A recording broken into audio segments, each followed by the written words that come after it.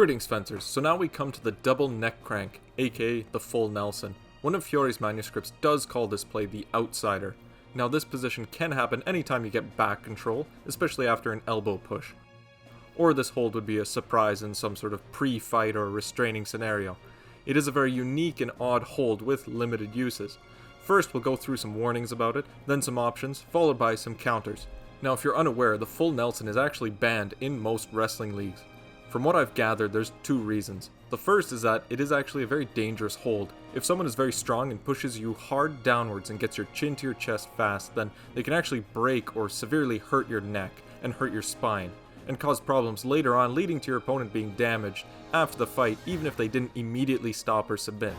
I did find multiple wrestling instructors give anecdotal stories of this. The main event though is a wrestling match in Texas in 1911 where Stanley Lake got his neck snapped in a full Nelson and was paralyzed, then died a few days later from his injuries. When moderately trying it, it does feel like a risk, so it's not something to just play around with, and I do not recommend just letting anyone do this in sparring. And the second reason is if you don't try to hurt them and just hold there, then neither of you have many options and it slows down the match. Anything that just prevents a competitive match from continuing isn't great for a sport or spectators. So instead we see the half Nelson get used and taught a lot, because it gets one side under control, but leaves options on the other.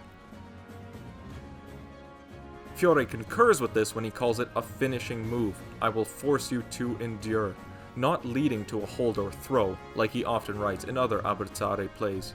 Now if we look at the images, we see some different grip types, like the double palm position. This is generally regarded as the strongest pushing position for a Nelson, but we can also use a doubled fist, or an S grip, or a handshake grip. We actually can see the Nelson in Taillefer's manuscript being used with interlaced fingers. Now of course you can use that, but this is an example of just because it's in a source doesn't mean it's good. We have almost 600 years of European wrestling testing and development to say that it's risky. Interlaced fingers have three main flaws. First, someone can control both your hands together easily. Second, if takedowns happen, you can risk hurting your fingers. And third, people can grab individual fingers and break them. That is significantly harder in other handhold positions because they can quickly just make a fist. So the full Nelson is kind of a hot and cold hold. Either you're just hurting them, or you can't do anything except wait for help, or let go of the hold and try something else. But that being said, you can try to use it to set something up or throw from it, or get them on the ground and then it's safe to move on to a different position. Now I'm going to go through 3 counters, and they can work in tandem with Fiore's counter. None of these are winning moves. They don't bring you out of the woods, they just reduce the damage being done and give you a chance to wrestle your way out. One unlisted counter is if you're good at rolling and ground wrestling, then you can throw yourself to the ground and attempt to get out. I've seen it done, it's an option.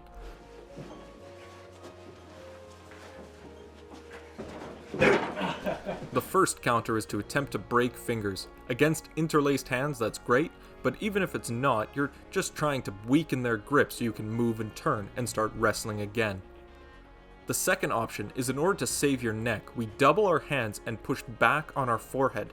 This can get our posture back up and most importantly keep us safer longer while we decide our next actions or wait for help.